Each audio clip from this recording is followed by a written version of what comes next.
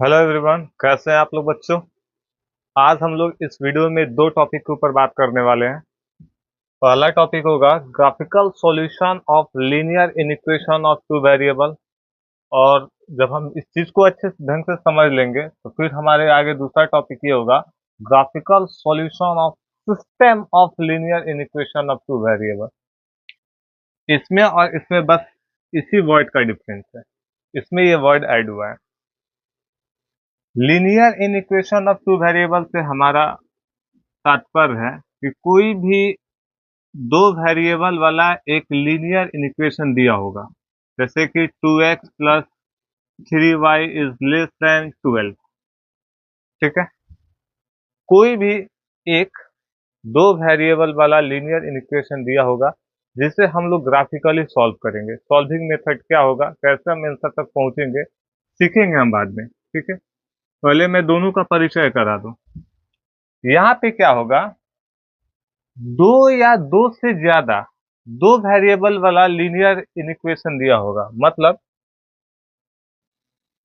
2x plus 3y is less than 12, और फिर इसके साथ एक और एक से ज्यादा, और मतलब एक तो ये होगा ही, इसके बाद और भी होंगे। जैसे कि suppose that x plus y is greater than 5। कहने का मतलब ये है बच्चों, system of linear inequation of two variable में दो या दो से ज्यादा linear inequation of two variable वाले इनक्वालिटी होंगे, और जिन्हें हमें क्या करना होगा, ग्राफिकली सॉल्व करना होगा। ठीक है, तो सबसे पहले हम लोग आगे बढ़े, सॉल्व करें उससे पहले कुछ महत्वपूर्ण बातें हैं जो मैं आपको बता देना चाहता हूं। आप पहले से जानते भी होंगे, लेकिन मेरा काम है आपसे एक बार डिस्कस कर लेना। बच्चों, आपको पता होना चाहिए ax plus B Y equal to C, इस तरह का कोई अगर एक्सप्रेशन है तो बच्चों यह स्ट्रेट लाइन को रिप्रेजेंट करता है। ठीक है, जैसे कि अगर 2x plus 3y equal to 6 ही लिख दिया जाए तो आपको पता होना चाहिए यह एक स्ट्रेट लाइन का इक्वेशन है, यह किसी न किसी स्ट्रेट लाइन को ही रिप्रेजेंट करता है। मतलब कि अगर मैं लिख दूं x plus 2y equal to 9, और मैं आपसे पूछूं कि क्या यह किसी स्ट्रेट लाइन को रिप्रेजेंट कर रहा है, तो नो डाउट यह भी किसी न किसी एक स्ट्रेट लाइन को ही रिप्रेजेंट कर रहा है। इसी प्रकार बच्चों, मैं आपको बता देना चाहता हूं कि कहीं x इक्वल टू ए या x इक्वल टू माइनस ए, जैसा भी एक्सप्रेशन है तो वो भी किसी ना किसी स्ट्रेट लाइन को रिप्रेजेंट करता है। ठीक है,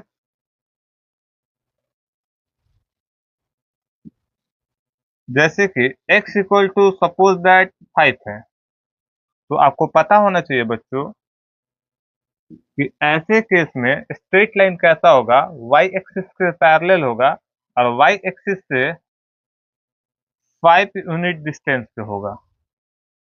वो स्ट्रेट लाइन कुछ ऐसा होगा अगर x इक्वल टू 5 है तो।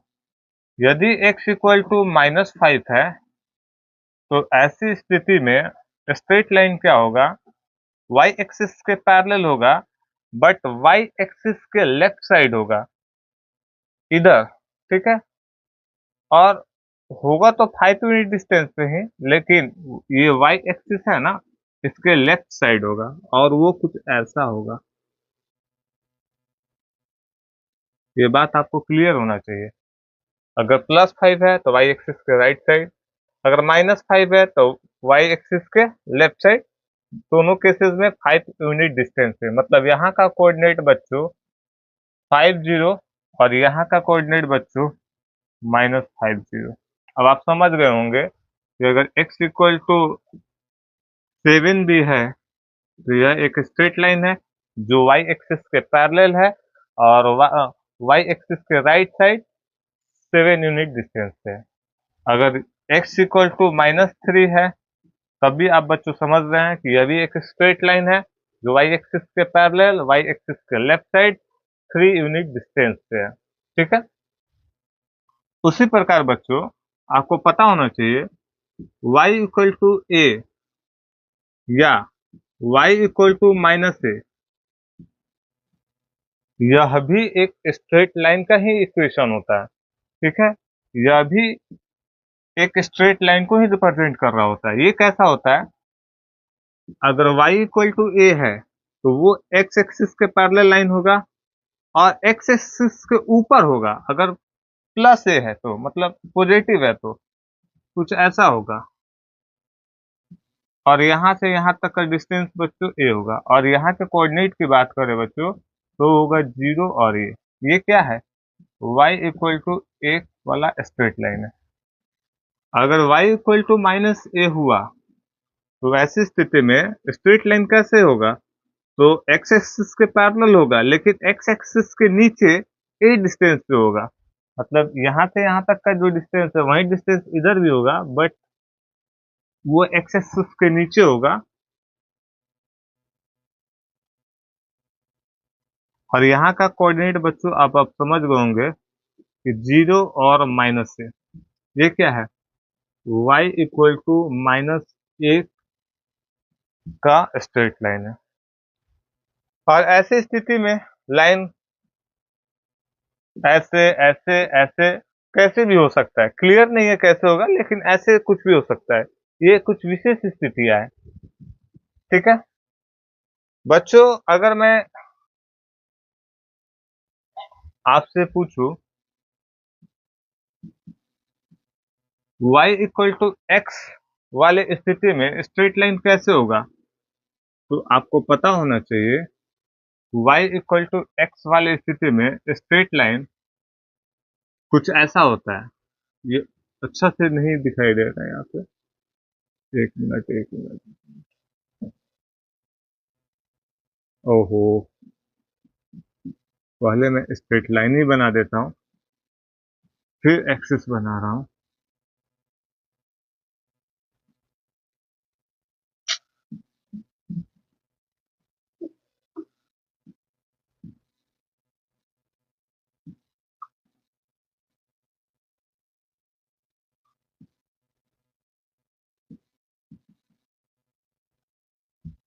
ये जो स्ट्रेट लाइन है ओरिजिन से होकर गुजर रहा है। ठीक है। और यहाँ का जो एंगल है 45 डिग्री, मतलब यहाँ का भी एंगल 45, क्योंकि ये पूरा क्या है 90 है। तो जो इस तरह का स्ट्रेट लाइन है ये क्या है, y इक्वल टू एक्स है। ठीक है। तो y इक्वल टू एक्स का ये स्ट्रेट लाइन है जो ओरिजिन से होकर गुजर रहा है। y इक्वल टू ए या y इक्वल टू माइनस ए की स्थिति में स्ट्रेट लाइन कैसा होता है ये भी मैंने आपको बता दिया। x इक्वल टू ए या x इक्वल टू माइनस ए की कंडीशंस में स्ट्रेट लाइन कैसे हो सकता है ये भी मैंने आपको समझा दिया, और इसके लिए तो आप तैयार ही हैं। ठीक है। चलिए अब हम आगे की बात करते हैं बच्चों। मान लीजिए कि हमने कोई स्ट्रेट लाइन ड्रॉ किया जो कुछ इस तरह से हुआ कि वाई एक्सिस के पैरेलल है, चाहे वो लेफ्ट चाहे वो राइट साइड चाहे वो लेफ्ट साइड। मान लीजिए कि वाई एक्सिस के पैरेलल कुछ ऐसा लाइन आया, तो अगर हम इस लाइन के दृष्टिकोण से देखें तो ये पूरा प्लेन दो पार्ट में बटा हुआ है। एक तो लाइन के राइट साइड वाला एरिया और दूसरा लाइन के लेफ्ट साइड वाला एरिया। ठीक है। तो इस लाइन के राइट साइड वाले एरिया को हम लोग राइट हाफ प्लेन बोलते हैं। ठीक है। और इस लाइन के लेफ्ट साइड वाले एरिया को अब आप समझ गए होंगे, ये लेफ्ट हाफ प्लेन बोलेंगे। ये अगर लाइन इधर भी होता तो इस लाइन के राइट साइड वाले एरिया को मतलब इस लाइन के राइट साइड वाले रीजन को हम लोग क्या बोलते हैं, राइट हाफ प्लेन, और लेफ्ट साइड वाले रीजन को लेफ्ट हाफ प्लेन बोलते हैं। ठीक है। सपोज दैट लाइन ऐसे ना होकर बाकी किसी तरह से भी होता, ऐसे ऐसे ऐसे, ठीक है, बाकी किसी तरह से भी होता है इस स्थिति को छोड़कर। सपोज दैट लाइन ऐसे होता या ऐसे होता, या ऐसे होता। तो वैसी स्थिति में बच्चों इस दृष्टिकोण से हमारा जो प्लेन है दो पार्ट में बंटता, और ऊपर वाले पार्ट को हम बोलते हैं अपर हाफ प्लेन। ठीक है, ये चीज आपको पता होना चाहिए, ऊपर वाले को अपर हाफ प्लेन, नीचे वाले को बच्चे बोलते हैं लोअर हाफ प्लेन। ठीक है, यहाँ तक बात आपको समझ में आई।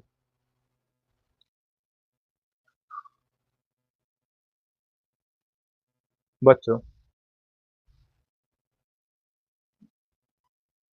मान लीजिए कि हमारे सामने कोई एक इनइक्वालिटी है, 2x plus 3y is less than 6, और बोला गया कि इसे आप ग्राफिकली सॉल्व कीजिए। तो हम क्या करेंगे बच्चों, सबसे पहले इसके कॉरस्पॉन्डिंग एक इक्वेशन कंसीडर करेंगे। वो इक्वेशन कैसा होगा, तो 2x plus 3y is equal to 6।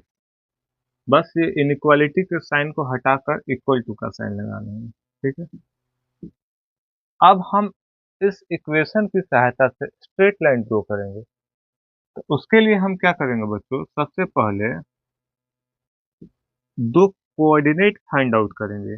वो कैसे करेंगे, तो इस तरह का कुछ बॉक्स बनाएंगे और क्या करेंगे, इसमें x की जगह एक बार जीरो रखेंगे। इस इक्वेशन में x की जगह जीरो रखेंगे तो ये पूरा कहानी जीरो हो जाएगा, बचेगा 3y इक्वल टू 6। अगर हमें y की वैल्यू निकालनी है, x जीरो रखकर y की वैल्यू निकालनी है, तो मैं क्या करूंगा, 3 को इधर भेजूंगा, y की वैल्यू क्या आएगी, तो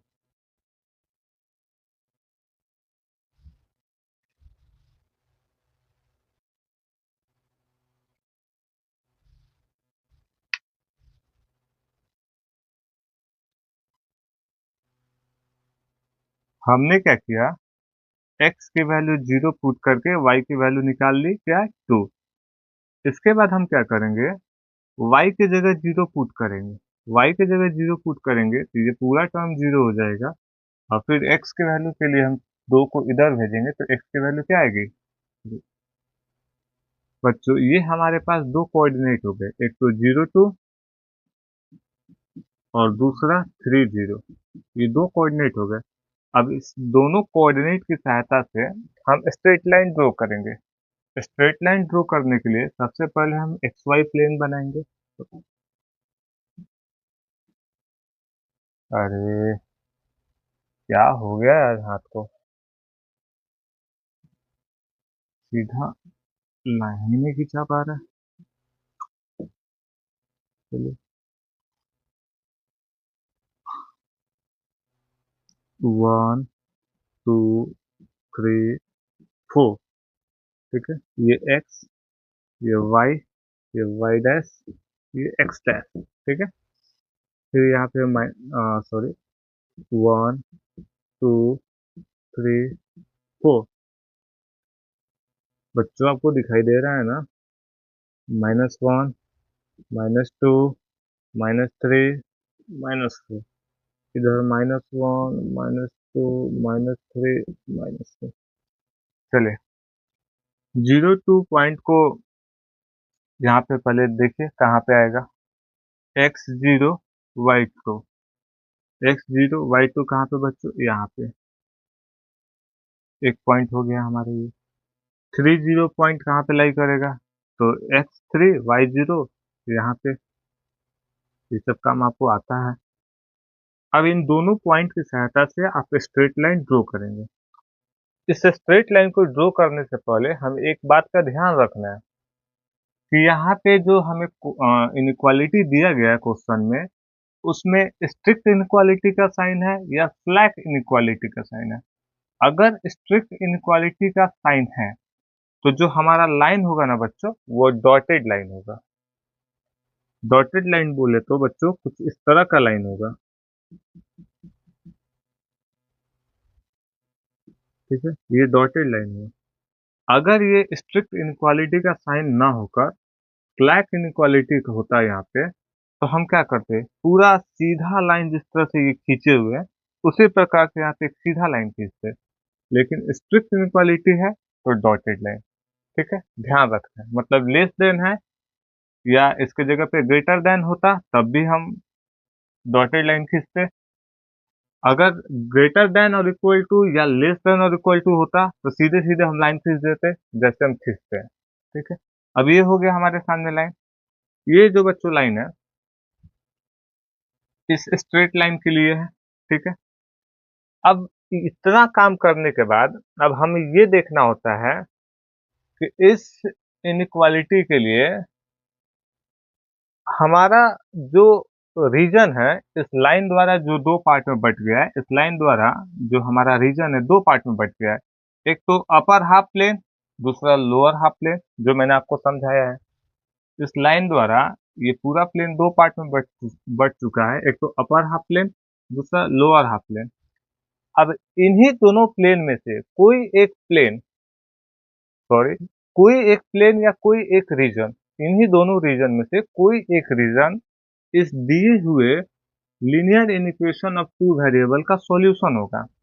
तो अब हम कैसे डिसाइड करेंगे कि अपर हाफ रीजन सॉल्यूशन होगा या लोअर हाफ रीजन सॉल्यूशन होगा?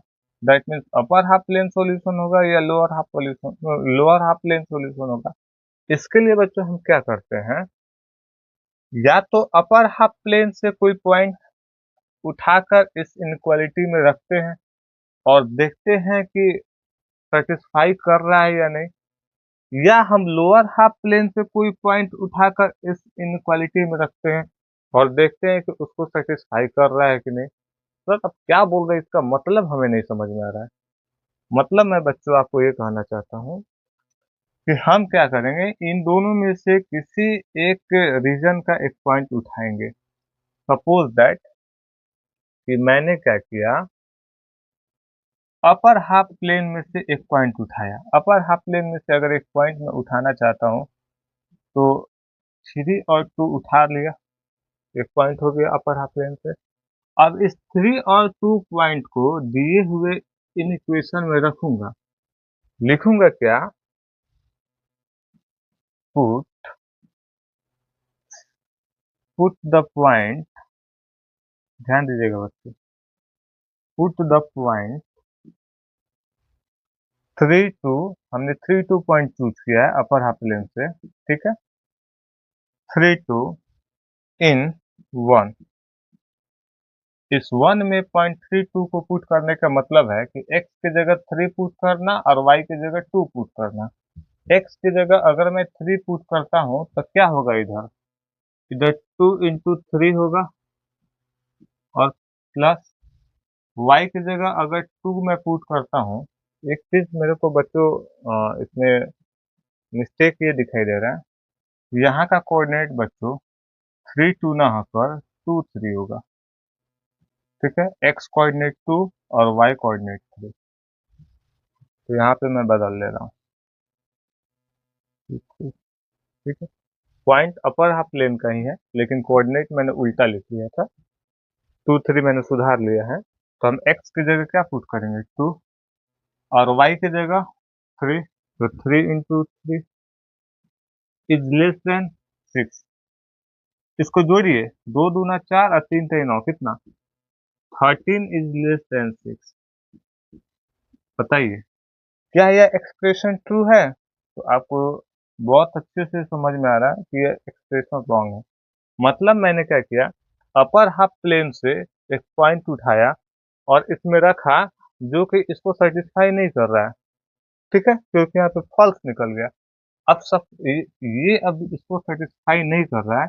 इसका मतलब ये है कि अगर हम लोअर हाफ प्लेन से कोई पॉइंट उठाए रहते और इसमें रखते और इसको सेटिस्फाई कर जाता, तो जिस जिस साइड का प्लेन के पॉइंट, ठीक है, अपर हाफ प्लेन या लोअर हाफ प्लेन, दोनों में से किसी हाफ प्लेन का एक पॉइंट जिस हाफ प्लेन का पॉइंट इसको सेटिस्फाई करेगा, वही हाफ प्लेन इस दिए हुए इक्वेशन का सॉल्यूशन होगा।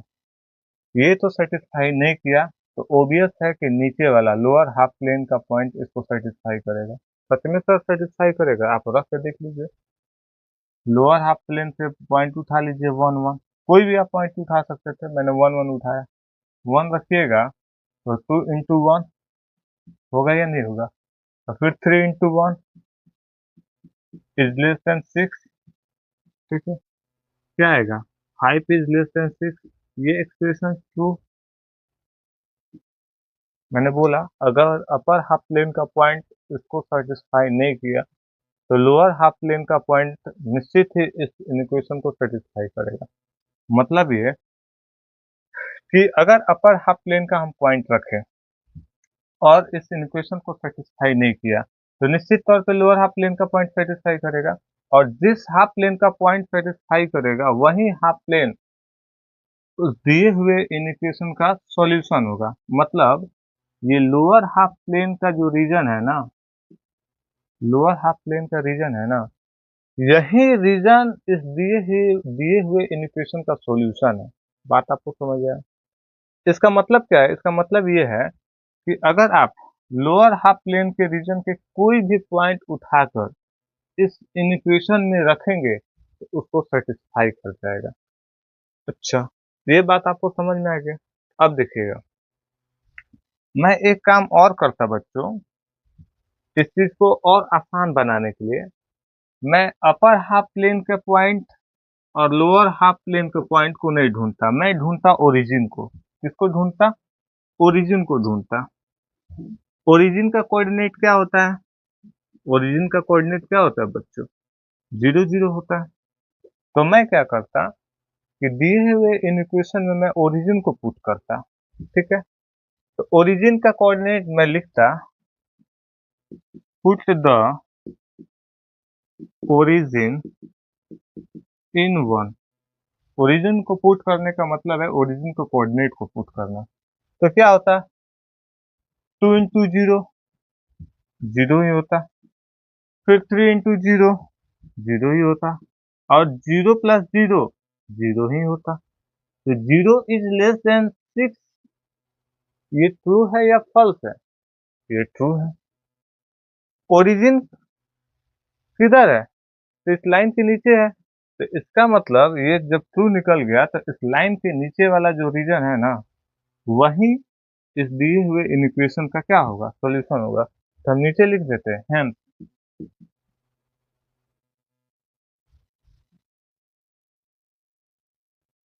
Hence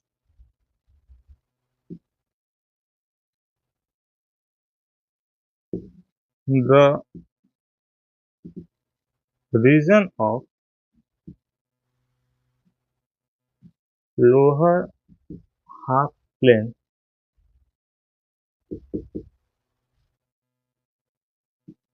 is solution of given in equation। ठीक, मतलब लोअर हाफ प्लेन का जो रीजन है वही दिए हुए इन इक्वेशन का सॉल्यूशन है। ठीक है, या इस चीज को ऐसे भी लिखा जाता है, lower half plane is the solution region of given inequation. दोनों में से किसी तरह से आप लिख सकते हैं। अब एक महत्वपूर्ण बात यह है बच्चों, ये डॉटेड लाइन बनाना और सीधा सीधा कंप्लीट लाइन बनाना, दोनों में अंतर क्या है? दोनों में अंतर ये है कि अगर डॉटेड लाइन है तो उस लाइन पर के पॉइंट इस इनक्वालिटी के सॉल्यूशन में शामिल नहीं है। इस लाइन पर के पॉइंट इसके सॉल्यूशन में शामिल नहीं है। अगर ये पूरा कंप्लीट लाइन होता तो फिर क्या होता? उसका मतलब ये होता ये रीजन तो सॉल्यूशन है, साथ में ये कि इस लाइन पर के पॉइंट भी इस इक्वेशन के सॉल्यूशन है। यही दोनों में अंतर है बच्चों। आपको बात यहाँ तक समझ में आ गया होगा। चलिए हम और आगे की बात करते हैं। चलिए बच्चों, एक आध दो और हम एग्जांपल लेते हैं जिससे आपको चीजें बेहतर ढंग से क्लियर हो जाएगी। मैं लिखता हूँ 4x + 5y is greater then और इक्वल टू 20। यह हमारे लिए linear equation of two variable है। जिसे हमें ग्राफिकली सॉल्व करना है। ठीक है, अगर इसे ग्राफिकली सॉल्व करना है तो मैंने आपको बता दिया है। सबसे पहले आप इसके कॉरस्पॉन्डिंग एक इक्वेशन कंसीडर कीजिए। वो कैसा होगा? 4x plus 5y is greater sorry is equal to 20। अब आप इसके लिए क्या कीजिए? कोऑर्डिनेट फाइंड आउट कीजिए। कोऑर्डिनेट कैसे फाइंड आउट करना है मैंने आपको बताया है। x की जगह 0 रखेंगे, x की जगह 0 रखेंगे, y की वैल्यू बच्चों कितनी आएगी? 4 आएगी। ठीक है, y की जगह 0 रखिएगा, x की वैल्यू कितनी आएगी? 5। ठीक है, अब आप क्या कीजिए? इसके लिए स्ट्रेट लाइन ड्रॉ कीजिए।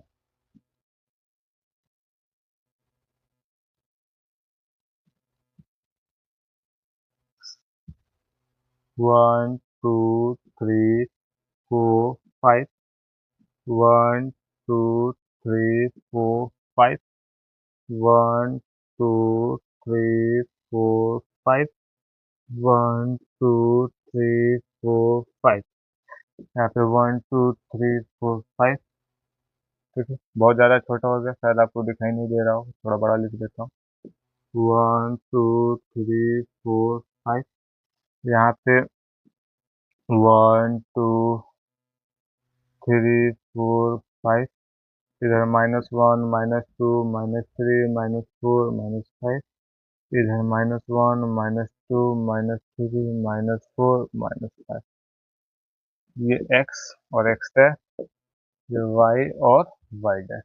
चलिए 0 4, ये पॉइंट कहाँ पे मिलेगा बच्चों? ठीक है, ये हमारा ओरिजिन है।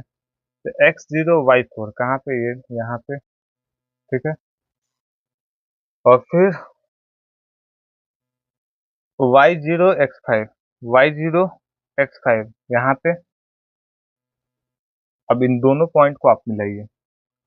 ठीक है, मिलाने से पहले हमें ध्यान क्या देना है कि दिए हुए इन इक्वेशन में जो इनइक्वालिटी का साइन है वो स्ट्रिक्ट है या स्लैक है? तो यहाँ पे हमें दिखाई दे रहा है स्लैक इनइक्वालिटी का साइन है। तो मैंने आपको बोला था कि स्लैक इनइक्वालिटी के लिए कंप्लीट लाइन ड्रॉ करेंगे। तो कंप्लीट लाइन ड्रॉ कीजिए।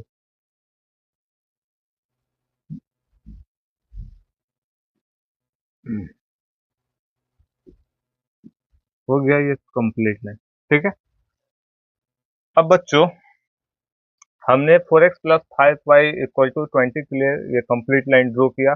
कंप्लीट लाइन क्यों? क्योंकि यहाँ पे स्लैक इनइक्वालिटी का साइन है।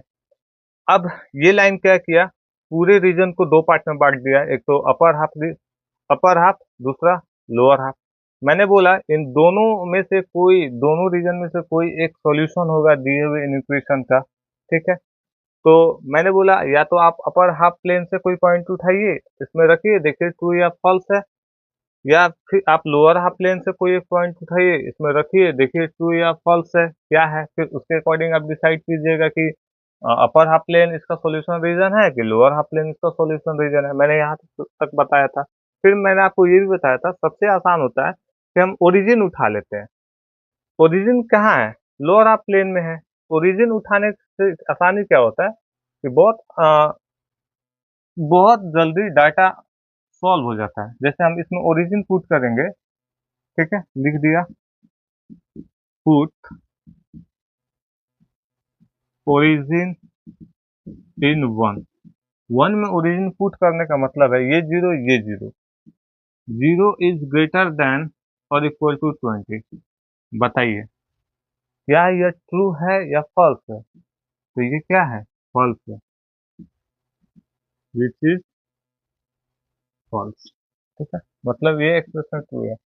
तब जब हमने ओरिजिन रखा लोअर हाफ प्लेन से उठाकर, ओरिजिन लोअर हाफ प्लेन में रखा, और क्या हुआ? उसको सेटिस्फाई नहीं किया, इक्वेशन वन को सेटिस्फाई नहीं किया। इसका मतलब ये है कि लोअर हाफ प्लेन इस दिए हुए इन इक्वेशन का सॉल्यूशन नहीं है। अपर हाफ प्लेन अगर ये सेटिस्फाई कर देता तो लोअर हाफ प्लेन ही सॉल्यूशन हो जाता। नहीं सेटिस्फाई किया तो इसका मतलब ये है कि ओरिजिन के अपोजिट साइड वाला जो एरिया है, मतलब अपर हाफ प्लेन, वही क्या है? दिए हुए दिए हुए इन इक्वेशन का क्या है? सॉल्यूशन है। और चूंकि यह कंप्लीट स्ट्रेट लाइन है, डॉटेड स्ट्रेट लाइन नहीं है, इसका मतलब ये है बच्चों कि इस स्ट्रेट लाइन पर के भी जो पॉइंट है वो भी क्या है, इस इक्वेशन के सॉल्यूशन है। पॉइंट सॉल्यूशन होने का मतलब ये है बच्चों कि उसमें दो कोऑर्डिनेट है, ठीक है, और उन दोनों कोऑर्डिनेट में से एक्स कोऑर्डिनेट को एक्स के जगह और वाई कोऑर्डिनेट को वाई के जगह रखने पे इसको सेटिस्फाई कर जाएगा।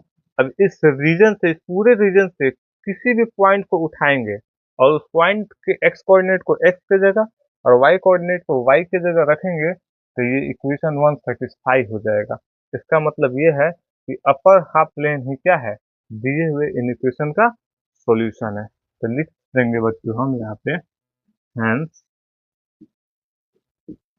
upper half plane is the solution region of given inequation। ठीक है बच्चों, यहाँ तक की कहानी आपको पकड़ में आ गई होगी। चलिए आगे की कहानी की बात करते हैं। मान लीजिए अगर y इक्वल टू एक्स या y equal to minus x जैसा कोई हमारे सामने इक्वेशन होता और इसे ग्राफिकली हमें सॉल्व करना होता। सपोज दैट, पहले यही आसान वाला, दोनों तो आसानी है लेकिन उसमें भी आसानी है, तो हम क्या करते हैं, सॉरी सॉरी सॉरी सॉरी बच्चे, y is greater than x, not equal to x. तो इसे हम क्या करते, कैसे सॉल्व करते हैं, पहले तो y इक्वल टू एक्स, इसके कॉरस्पॉन्डिंग एक इक्वेशन लेते हैं, फिर क्या करते हैं, एक्स वाई प्लेन ड्रॉ करते हैं। हम जानते हैं कि y equal to x line कैसा होता है, कुछ ऐसा होता है जो ओरिजिन से होकर गुजरता है, ठीक है। क्योंकि यहाँ पे स्ट्रिक्ट इनइक्वालिटी है तो ये हमारा लाइन कैसा होगा बच्चों, ये डॉटेड लाइन होगा। बात का हमें हमेशा ध्यान रखना है, मैं भूल भी जाऊं तो आपको याद रखना है, ठीक है। स्ट्रिक्ट इनइक्वालिटी का साइन है तो इसलिए डॉटेड लाइन, ठीक है ठीक है। अच्छा, अब हमें इसका सॉल्यूशन चाहिए तो हम क्या करेंगे, आपकी बार तो क्या है, हम क्या करते थे अपने सुविधा के लिए, आसानी के लिए हम ओरिजिन पुट कर लेते थे दिए हुए इन इक्वेशन में, और उससे हम चेक कर लेते थे कि अपर हाफ प्लेन सॉल्यूशन होगा कि लोअर हाफ प्लेन सॉल्यूशन। अब की बार क्या है बच्चों कि ये जो लाइन है ना ओरिजिन से ही होकर गुजर रहा है, तो हम ओरिजिन का पॉइंट नहीं पुट करेंगे, हम क्या करेंगे बच्चों, ओरिजिन को छोड़कर अपर हाफ प्लेन में से कोई पॉइंट या लोअर हाफ प्लेन में से कोई पॉइंट पुट कर लेंगे।